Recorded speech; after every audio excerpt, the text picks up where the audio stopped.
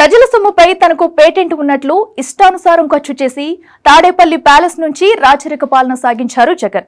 అధికారంలో ఉన్నన్ని రోజులు ప్రజా సంక్షేమం కన్నా తన విలాసానికి ప్రాధాన్యత ఇచ్చారు. ఒకవైపు అప్పులు పుట్టించడంలో తనదైన టెక్నిక్లు ప్రదర్శిస్తూ తన రాజసం ఏమాత్రం తగ్గకూడదన్నట్లు తాడేపల్లిలోని తన క్యాంప్ ఆఫీస్ ను ప్రభుత్వ సొమ్ముతో అత్యంత మోడర్న్ గా మార్చారు.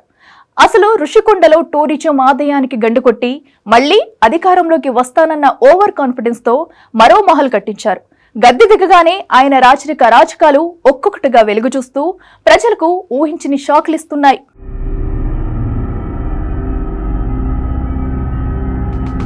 అధికారంలో ఉన్నన్ని రోజులు ప్రజా సంక్షేమం కన్నా తన విలాసాలకే ప్రాధాన్యత ఇచ్చిన జగన్ ఎన్నికల్లో ఘోర పరాభవం తర్వాత కూడా అదే రాచరికం కొనసాగిస్తున్నారు. ప్రజాధనాన్ని సొంత సొమ్ములా ఖర్చు పెట్టుకున్న మాజీ సీఎం ఇప్పటికీ అదే పోకడలు పోతుండడం విమర్శల పాలవుతోంది. ప్రతిపక్షంలో ఉన్నప్పుడే తాడేపల్లిలో పెద్ద ప్యాలెస్ కట్టుకున్నారు. రాజధాని ప్రాంతంలో ఇల్లు కట్టుకున్నానని గొప్పగా ప్రచారం చేసుకున్నారు. దాంతో పాపం అమరావతి రాజధాని ప్రాంత వాసులు గుడ్డిగా నమ్మి ఒక్క ఛాన్స్ ఇచ్చారు. అధికారంలోకి వచ్చాక తనదైన మార్కు చూపించారు. 3 రాజధానుల ప్రకటనతో అమరావతి రైతుల జీవితాలతో ఆడుకోవాలని చూశారు. తాడేపల్లి కోటను అధికారిక సీఎం క్యాంపు కార్యాలయంగా మార్చుకున్నారు. అక్కడ ప్రజాధనంతో నిర్మించిన డబుల్ లేన్ రహదారిని సొంత రోడ్డులా ఆక్రమించి ఆ వైపు ఏ ఒక్కరిని అనుమతించకుండా నిషేధించారు.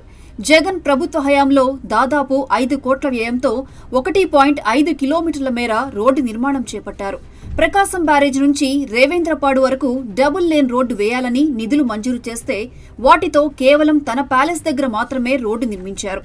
జగన్ ఇంటి దగ్గర ఉన్న కరకట్టపై 100 కుటుంబాలు నివాసముంటున్నాయి. ఆ మార్గంపై కూడా రాకపోకలు నిలిపివేయడంతో స్థానికులు నానాపాట్లు పడ్డారు. రేవేంద్రపాడు వైపు ప్రభుత్వ, ప్రైవేటు కార్యాలయాలు, గృహ నిర్మాణాలు ఉన్నప్పటికీ 5 ఏళ్లుగా అటువైపు ఎవరినీ అనుమతించలేదు.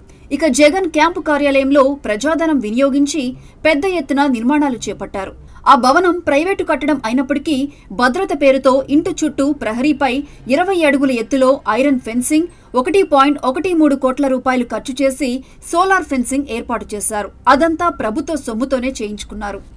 క్యాంపు కార్యాలయంలో ప్రస్తుతం వినియోగిస్తున్న ఫర్నిచర్, ఇతర సామగ్రి కూడా ప్రజాధనంతో కొనుగోలు చేసినవే.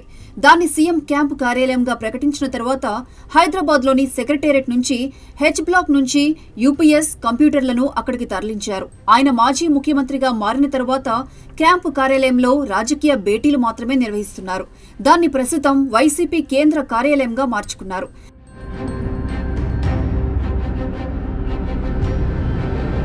ప్రజాధనంతో కొనుగోలు చేసిన ఫర్నిచర్, ఇతర సామగ్రినే అక్కడ వాడుతున్నారు. దానిపై అధికారులు ఆరా తీస్తున్నట్లు తెలుస్తోంది. అప్పట్లో నిధుల మంజూరుకు విడుదల చేసిన జీవోలు, ప్రజాధనంతో ఏ సామగ్రిని కొనుగోలు చేశారనే వివరాలను తెలుసుకునేందుకు అధికారులు ప్రయత్నిస్తున్నారు. దీనిపై ప్రభుత్వం త్వరలోనే విచారణకు ఆదేశించడం ఖాయంగా కనిపిస్తోంది. ఇక విశాఖలో ఋషికొండ ప్యాలెస్, అమరావతి రాజధానిగా అసెంబ్లీలో జగన్ మద్దతు ఇచ్చి తర్వాత 3 రాజధానుల అంశాన్ని తెరపైకి తీసుకొచ్చారు. పచ్చటి ఋషికొండను మాజీ సీఎం జగన్ తవ్వించేశారు. దేశంలో ఎక్కడా లేనటువంటి విలాసవంతమైన భవనాలను నిర్మించారు. అత్యంత రహస్యంగా వీటిని నిర్మించారు. లాభాల్లో ఉన్న టూరిజం భవనాలు కూల్చి రాజభవనాలు నిర్మించారు. అమరావతిలో 8 కోట్ల రూపాయలతో నిర్మించిన ప్రజావేదికకు అనుమతులు లేవని కూల్చివేయించి తన విధ్వంస పాలన మొదలుపెట్టారు జగన్. అయితే మరోసారి సీఎం అవుతానన్న ఓవర్ కాన్ఫిడెన్స్ తో విశాఖకు రాజధాని మార్చాలని ఋషికొండలో ఎలాంటి అనుమతులు లేకుండానే రాజప్రసాదం కట్టించారు. దానిపై కేసులు పెడితే కోర్టుకు కూడా తప్పుడు సమాచారం అందించారు. 61 ఎకరాల్లో మొత్తం 7 బ్లాకులు నిర్మించారు. దానికి వెచ్చించిందంతా ప్రజల సొమ్మే. గతంలో చంద్రబాబు, పవన్ కళ్యాణ్, కూటమి నేతలు, కార్యకర్తలు ఋషికొండ వస్తే అడ్డుకున్నారు, కేసులు పెట్టించారు. విశాఖ నుంచే జగన్ పరిపాలన సాగుతుందని వైసీపీ ప్రభుత్వం అనేక ముహూర్తాలు ఫిక్స్ చేసింది. అయితే అమరావతి రైతుల న్యాయ పోరాటంతో 3 రాజధానుల దిశగా జగన్ ఒక్క అడుగు కూడా వేయలేకపోయారు. అంత సీక్రెట్ గా జగన్ మోజుపడి ప్రజల సొమ్ముతో కట్టించుకున్న ఋషికొండ రాజమహల్ రహస్యం ఇప్పుడు తెలిసిందని భీమిలి ఎమ్మెల్యే, మాజీ మంత్రి గంటా శ్రీనివాసరావు పేర్కొన్నారు. ఎట్టకేలకు ఋషికొండ భవనాలను పరిశీలించిన ఆయన ఎన్నో ఏళ్ల ఉత్కంఠ ఇవాళ తీరిందన్నారు. మొత్తానికి 3 రాజధానులు అక్కర్లేదు, అమరావతి రాజధాని చాలంటూ ప్రజలు వైసీపీకి దారుణంగా బుద్ధి చెప్పారు. విశాఖ మహానగరంలో ఒక్కటంటే ఒక్క సీటు కూడా వైసీపీకి దక్కకుండా చేశారు. 500 కోట్ల రూపాయల ప్రజాధనంతో మాజీ సీఎం అంత ముచ్చటపడి కట్టించుకున్న ఆ రాజ్మహల్ ను ప్రస్తుతం ప్రభుత్వం ఎలా వినియోగించుకుంటుందో, ముఖ్యమంత్రి చంద్రబాబు దానిపై ఏం నిర్ణయం తీసుకుంటారో అన్నది ఆసక్తి రేపుతోంది.